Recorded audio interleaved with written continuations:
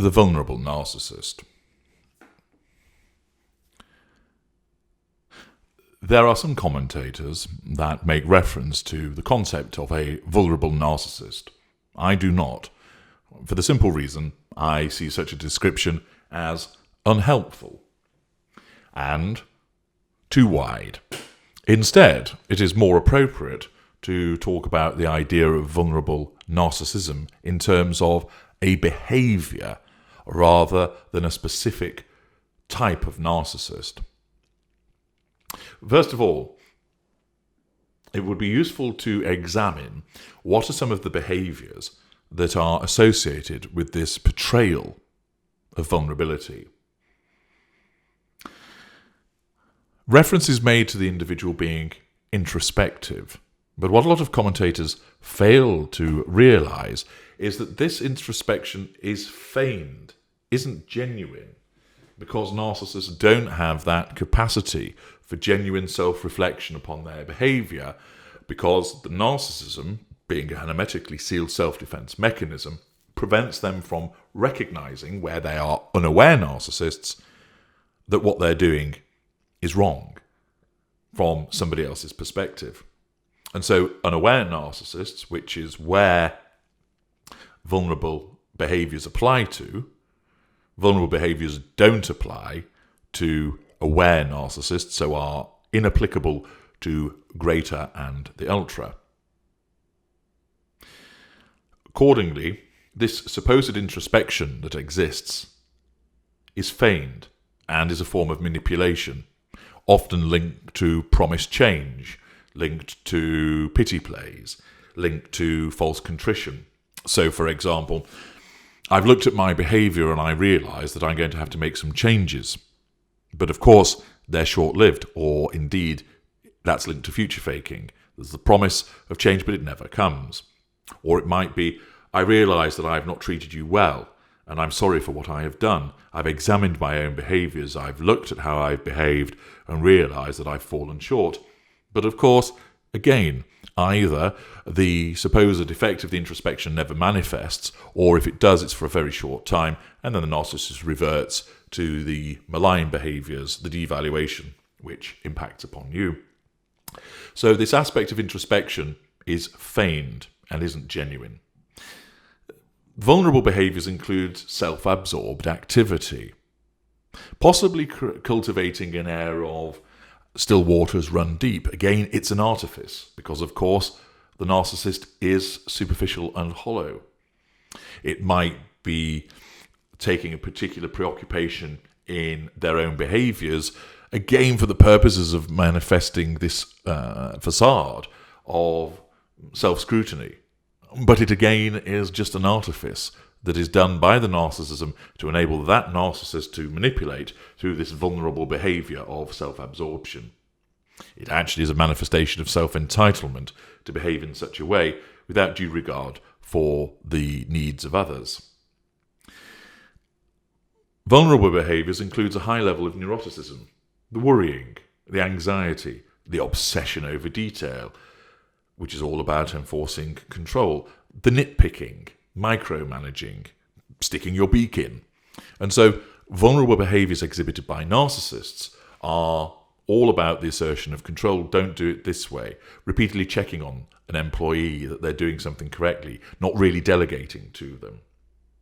Micromanaging a project, checking on the behaviours of other people, all because of this high level of neuroticism, which is really a manifestation of the need to assert control through the application of detail and, in effect, meddling. Vulnerable behaviours manifest as coldness, and this is cold fury, which is invariably found as a preserve of mid-range narcissists. There's negativity.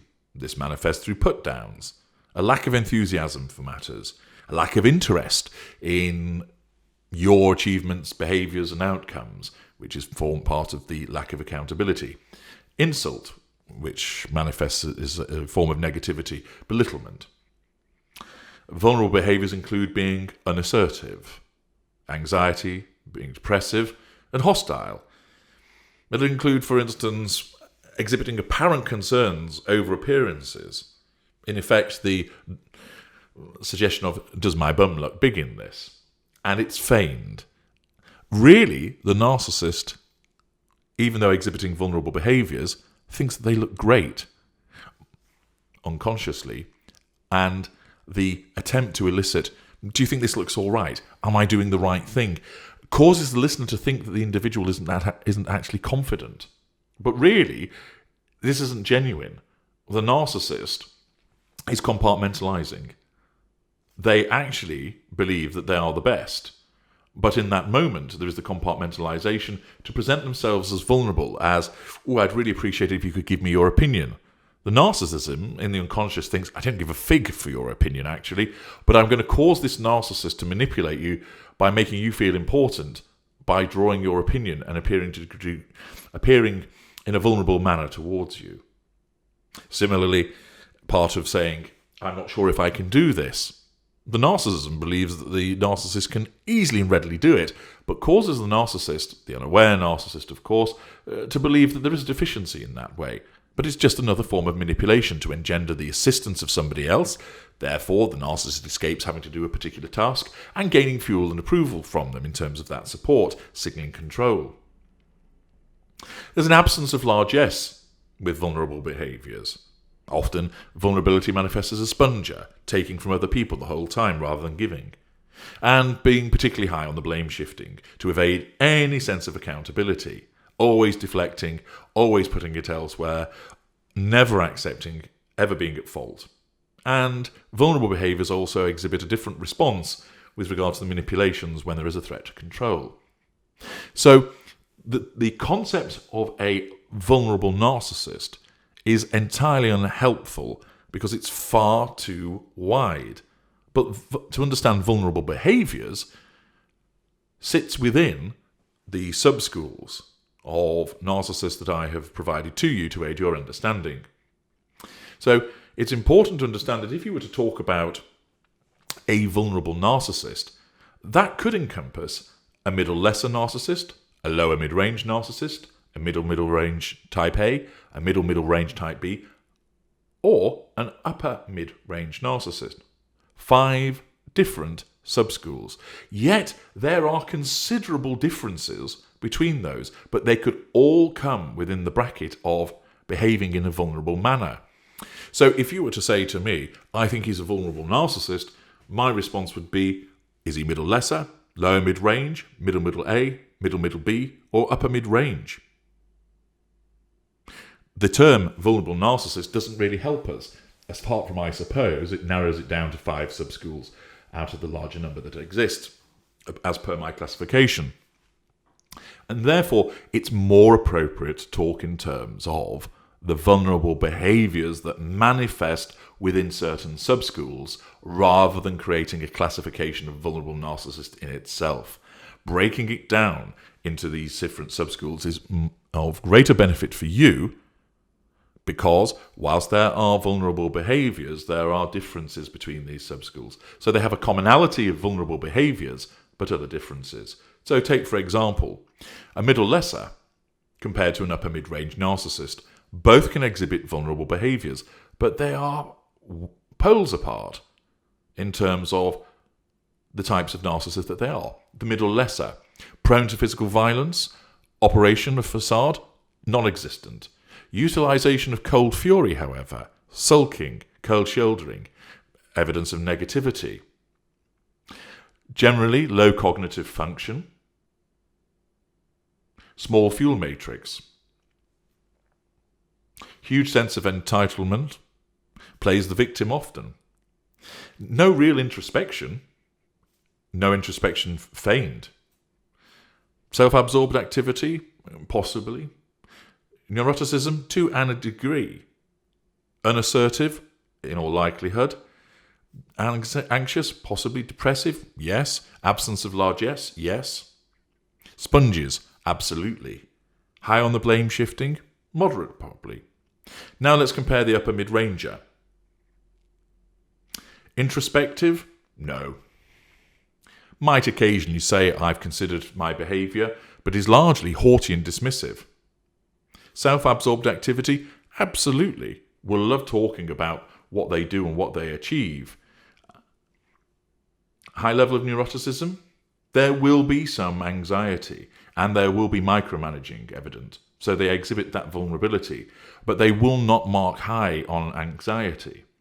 Coldness, absolutely. Very standoffish, very distant, haughty and aloof.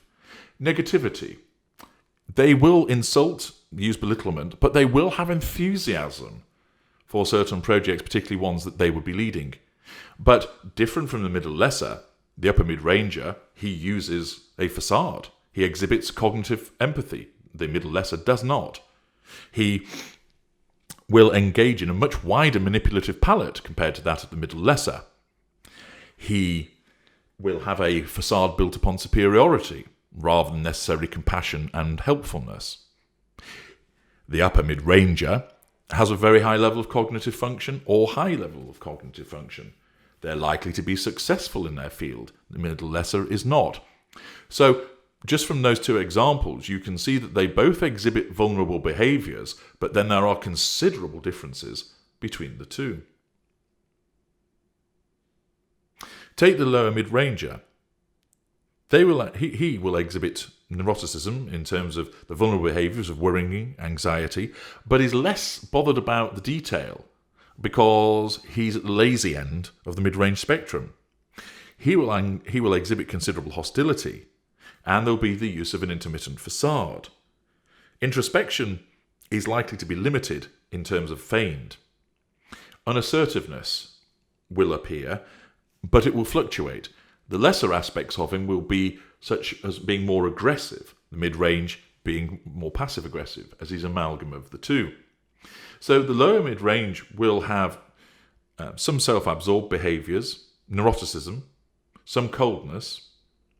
There'll be negativity, put-downs, insult, having no interest, no lack of accountability. There'll be some depressive behaviours and hostile behaviours.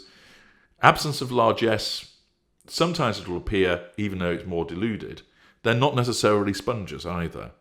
And therefore, there are aspects of vulnerability there, but there are others that will be missing, and there are other behaviours beyond.